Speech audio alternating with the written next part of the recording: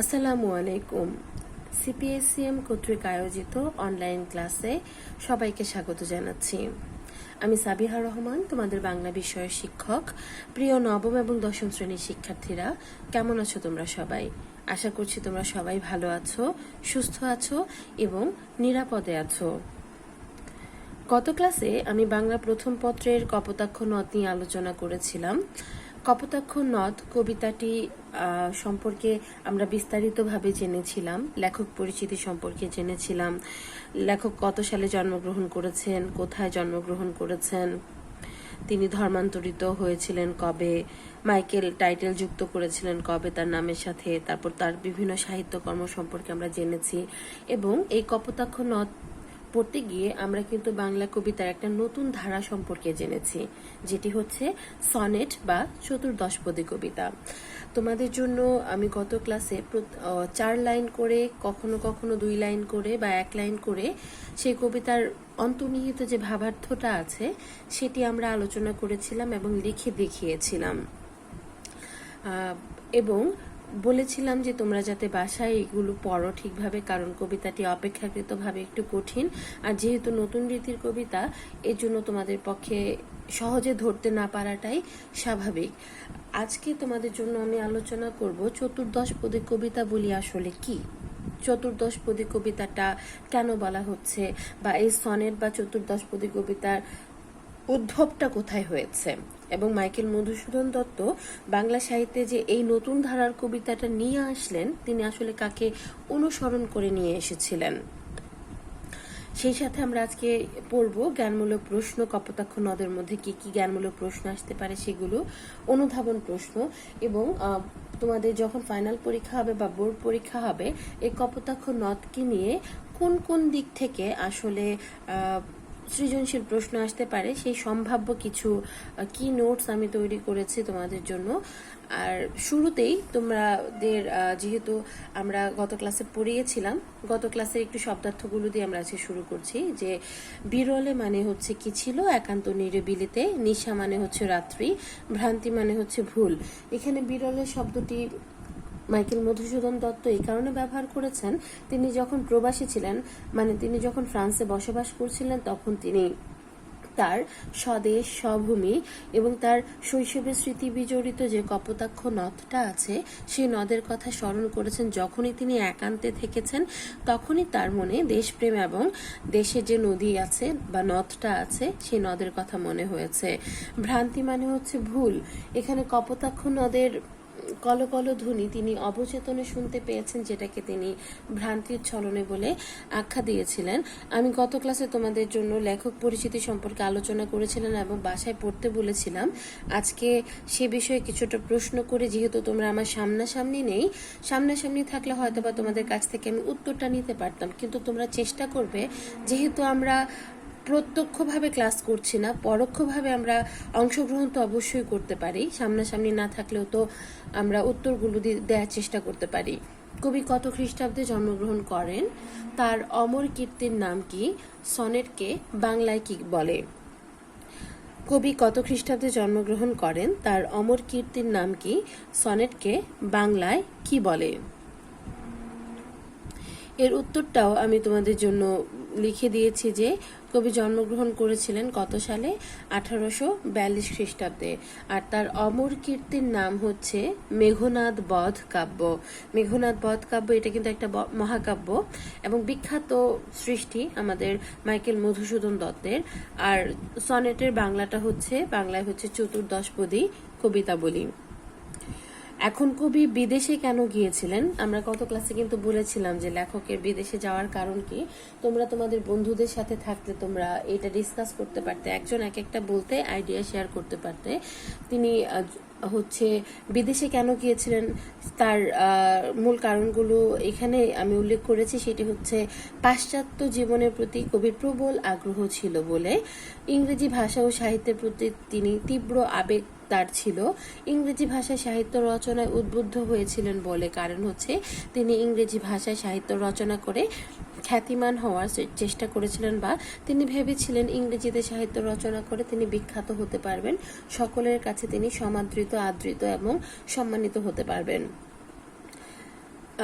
শেষের 6 চরণকে কি বলে সেটা তোমরা কি জানো? আমি গত ক্লাসে বলে দিয়েছিলাম শেষের 6 চরণকে বলে ষষ্ঠক। আর তার নামের আগে কখন তিনি মাইকেল শব্দ ব্যবহার করেন? খ্রিস্ট ধর্ম গ্রহণের পর। কবির লেখা দুটি প্রহসনের নাম হচ্ছে যে বুড়ো শালিকের ঘাড়েরও, একে একে বলে সভ্যতা, একে একে বলে সভ্যতা এবং বুড়ো শালিকের ঘাড়েরও। এখন তোমাদের জন্য আমি নিয়ে এসেছি চতুর্দশপদী কবিতা। চতুর্দশপদী কবিতা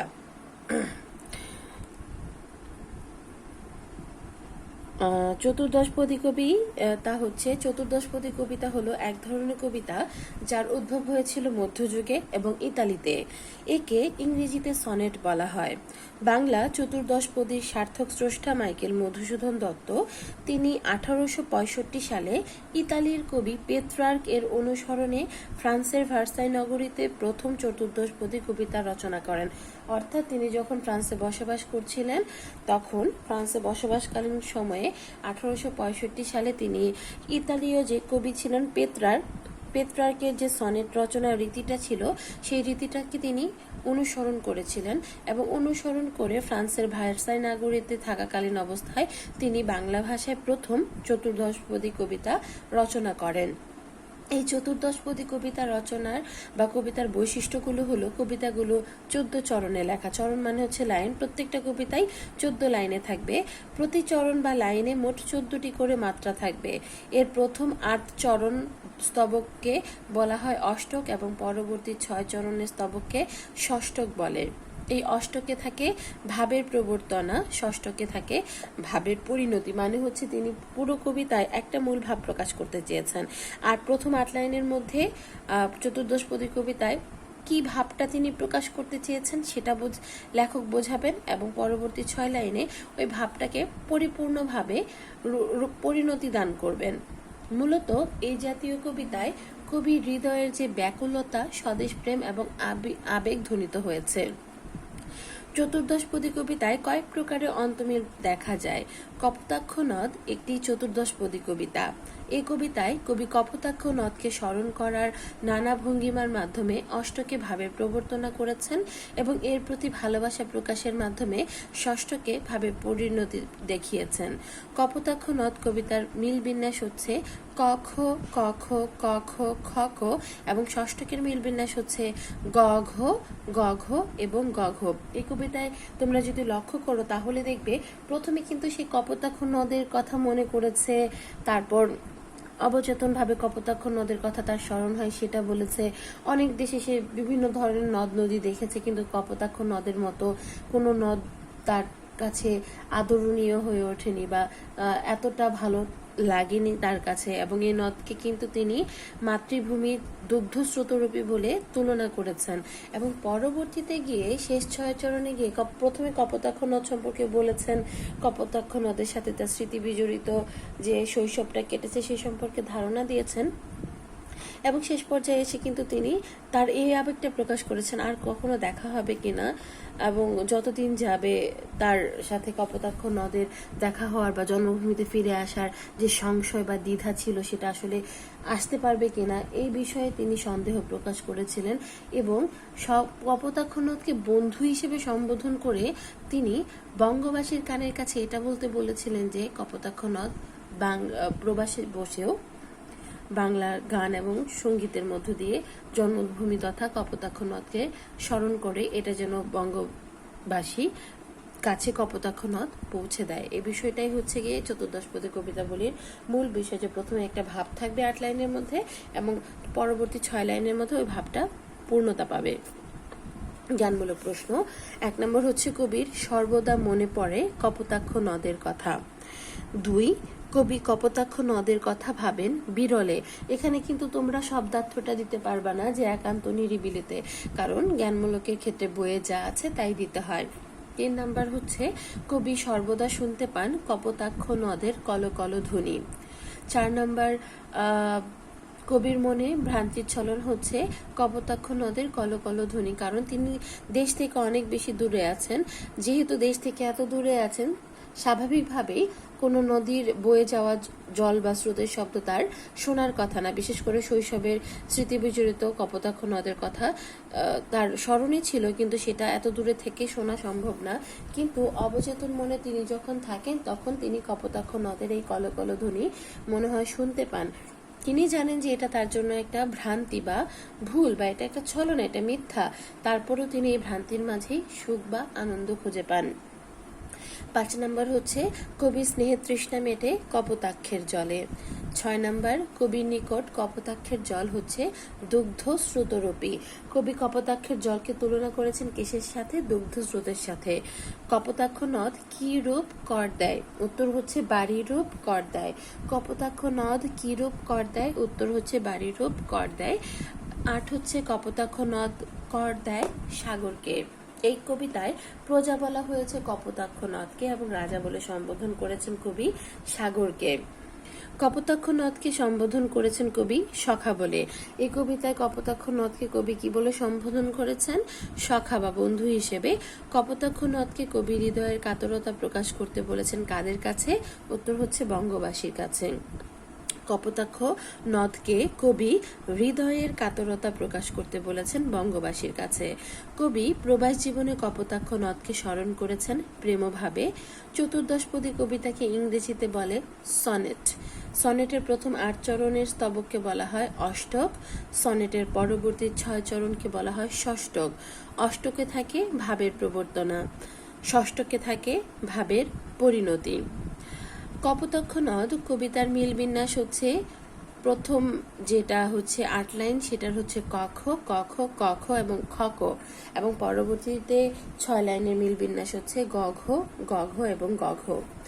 কপোতাক্ষ নদ কবিতাটি নেওয়া হয়েছে চতুর্দশপদী কবিতাবলী থেকে, তার মানে মাইকেল মধুসূদন দত্তের চতুর্দশপদী কবিতাবলী থেকে কপোতাক্ষ নদ এই কবিতাটি নেওয়া হয়েছে। কপোতাক্ষ নদ কবিতায় প্রকাশ পেয়েছে স্মৃতিকাতরতা ও গভীর দেশপ্রেম। কপোতাক্ষ নদ কবিতায় প্রকাশ পেয়েছে স্মৃতিকাতরতা ও গভীর দেশপ্রেম। কপোতাক্ষ নদ অবস্থিত যশোর জেলায়। জন্মভূমির স্মৃতি কবির মনে পড়েছে ফ্রান্সে বসবাসকালে, কারণ তিনি এই কবিতাটা যখন লিখেছেন তখন তিনি ফ্রান্সে বসবাস করছিলেন। সনেটের মধ্যে চরণ থাকে 14টি। মধুসূদন দত্তের অমর কীর্তি হচ্ছে মেঘনাদ বধ কাব্য।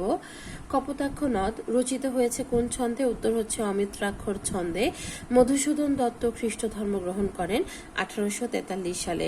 মধুসূদন দত্ত খ্রিস্ট ধর্ম গ্রহণ করেন কত সালে? 1843 সালে। এখন অনুধাবনমূলক প্রশ্নগুলো আলোচনা করছি, তোমাদের জন্য প্রশ্নগুলো লিখেছে এবং এর জ্ঞানের উত্তরটাও লিখে দিয়েছি। 1 নম্বরে আছে স্নেহে তৃষ্ণা বলতে কি বোঝানো হয়েছে? উত্তর হচ্ছে জন্মভূমির যে নদ কবিকে স্নেহ ডোরে বেঁধে রেখেছিল, প্রবাস জীবনে সেই নদের সৌন্দর্যে কবির তৃষ্ণা নিবারণের আকাঙ্ক্ষাকেই স্নেহে তৃষ্ণা বলে বোঝানো হয়েছে।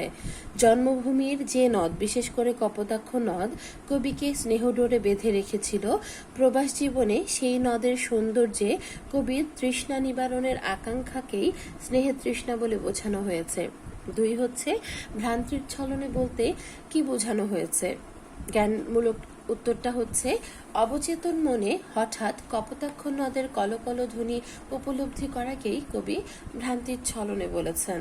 অবচেতন মনে হঠাৎ কপোতাক্ষ নদের কলকল ধ্বনি উপলব্ধি করাকে কবি ভ্রান্তির ছলনে বলেছেন। 3 নম্বর হচ্ছে কিন্তু এ স্নেহের তৃষ্ণা মেটে কার জলে বলতে কি বোঝানো হয়েছে? উত্তর হচ্ছে কবি কপোতাক্ষ নদের প্রতি তার মাতৃপ্রতিম স্নেহাভিলাষ ও দেশপ্রেমকে বুঝিয়েছেন। বঙ্গের সঙ্গীত বলতে কি বোঝানো হয়েছে? জ্ঞানমূলক উত্তরটা হচ্ছে বঙ্গের সঙ্গীত বলতে বঙ্গদেশ তথা জন্মভূমির কবিতা ও গানকে বুঝিয়েছেন। বঙ্গের সঙ্গীত বলতে কবি বঙ্গদেশ তথা জন্মভূমির কবিতা ও গানকে বুঝিয়েছেন। 5 নম্বর হচ্ছে এই মিনতি গাবে বঙ্গজ জনের কানে কেন বলেছেন? উত্তর হচ্ছে উল্লেখিত চরণ দ্বারা কবি বোঝাতে চেয়েছেন কপোতাক্ষ নদ যেন স্বদেশের জন্য কবির হৃদয়ের কাতরতা বঙ্গবাসীর নিকট ব্যক্ত করে। উল্লেখিত চরণ দ্বারা কবি বোঝাতে চেয়েছেন কপোতাক্ষ নদ যেন স্বদেশের জন্য কবির হৃদয়ের কাতরতা বঙ্গবাসীর নিকট ব্যক্ত করে। 6 নম্বর হচ্ছে দুগ্ধ স্রোতরূপী তুমি জন্মভূমি স্তনে। জ্ঞানমূলক উত্তরটি হচ্ছে এটির জন্মভূমি কবির কাছে মায়ের মতো বলে তিনি কপোতাক্ষের জলকে দুগ্ধ স্রোতরূপী বলেছেন। জন্মভূমি কবির কাছে মায়ের মতো বলে তিনি কপোতাক্ষের জলকে দুগ্ধ স্রোতরূপী বলেছেন। 7 নম্বর হচ্ছে বাড়ি রূপ কর বলতে কি বোঝানো হয়েছে। বাড়ি রূপ কর বলতে কি বোঝানো হয়েছে? উত্তর হচ্ছে এ কথাটির মাধ্যমে কবি সমুদ্রে গিয়ে নদীর মিশে যাওয়ার বাস্তবতাকে তুলে ধরেছেন। 8 নম্বর হচ্ছে আর কি হে হবে দেখা কবির এই আক্ষেপের কারণ কি। আর কি হে হবে দেখা কবির এই আক্ষেপের কারণ কি? উত্তর হচ্ছে প্রবাসে কাতর কবি দেশ ও কপোতাক্ষ নদকে দেখতে না পাবার শঙ্কা থেকে সংশয় প্রকাশ করেছেন। 9 নম্বর হচ্ছে কপোতাক্ষ নদ একটি চতুর্দশপদী কবিতা, বুঝিয়ে দাও বা কপোতাক্ষ নদকে চতুর্দশপদী কবিতা কেন বলা হয়েছে?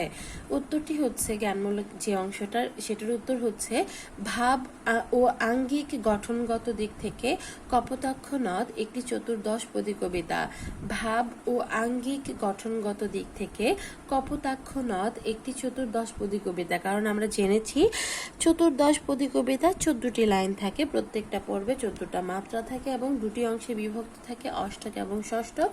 অষ্টকে থাকে ভাবের প্রবর্তনা এবং ষষ্ঠকে থাকে ভাবের পরিণতি। এবং এই চতুর্দশপদী কবিতার অন্তমিল বিন্যাস থাকে একটা নির্দিষ্ট নিয়মে। এই সবগুলো বৈশিষ্ট্যই কিন্তু আমাদের এই কপোতাক্ষ নদের মধ্যে আমরা খুঁজে পেয়েছি এবং কবি সেই বৈশিষ্ট্যগুলো সঠিকভাবে অনুসরণ করে লিখেছেন। এখানে 14 লাইন আছে, প্রতি লাইনে 14 পর্ব আছে, অষ্টক ষষ্ঠকের বিভাজন আছে, ভাবে প্রবর্তনা পরিণতি আছে এবং অন্তমিল আছে। এবং বিশেষ করে কবির হৃদয়ের যে কাতরতা বা কবির হৃদয়ের যে গভীর অনুভূতি সেটি কিন্তু প্রকাশ পেয়েছে এই চতুর্দশপদী কবিতা কপোতাক্ষ নদের মাধ্যমে। তাই একে সনেট বা চতুর্দশপদী কবিতা বলা হয়েছে। 10 নম্বর হচ্ছে সতত তোমার কথা ভাবি এ বিরলে। সতত তোমার কথা ভাবি এ বিরলে জ্ঞানমূলকের উত্তরটি হচ্ছে কবি সর্বদা একান্ত নিরিবিলিতে কপোতাক্ষ নদের কথাই ভাবেন। কবি সর্বদা একান্ত নিরিবিলিতে কপোতাক্ষ নদের কথাই ভাবেন। যে বিষয়ে উদ্দীপক হতে পারে সেটি হচ্ছে দেখো কপোতাক্ষ নদ কবিতার আলোকে কবির প্রবাস জীবনের অবস্থা ব্যাখ্যা করো।